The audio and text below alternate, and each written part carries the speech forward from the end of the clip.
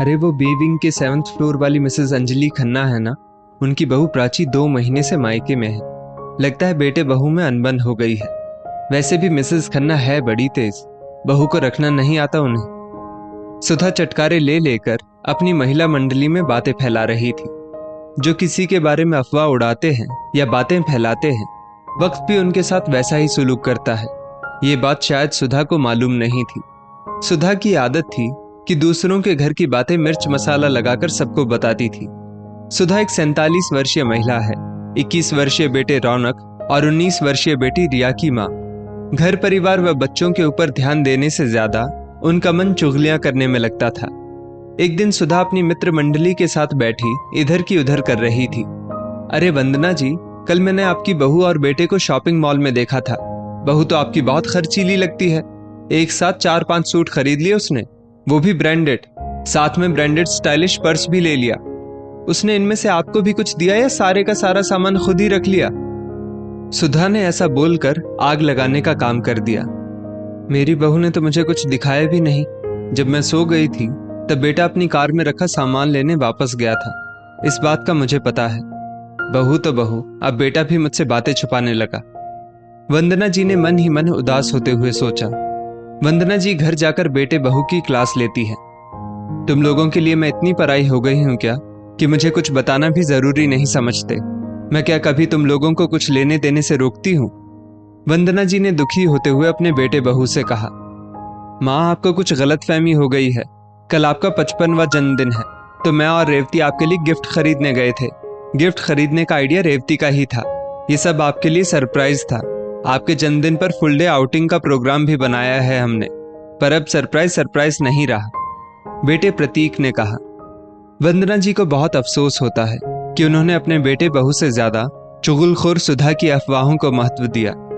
एक दिन ऐसे ही सुधा बिल्डिंग के कंपाउंड में कुछ और महिलाओं के साथ गपशप में मशगूल थी।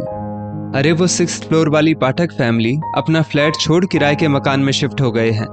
लगता है पाठक भाई साहब की नौकरी चली गई है, फ्लैट बेचने की नौबत आ गई है। फिर से एक बार सुधा ने अपना गलत अनुमान लगाया।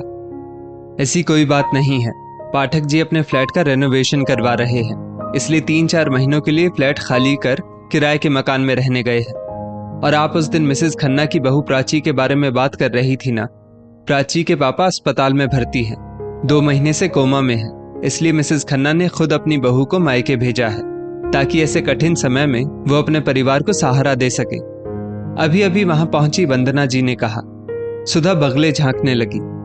आप दूसरों के जीवन में क्या चल रहा है ये बताने की इच्छुक रहती हैं, पर अपने बच्चों के जीवन में क्या चल रहा है ये आपने कभी जानने की कोशिश तक नहीं की।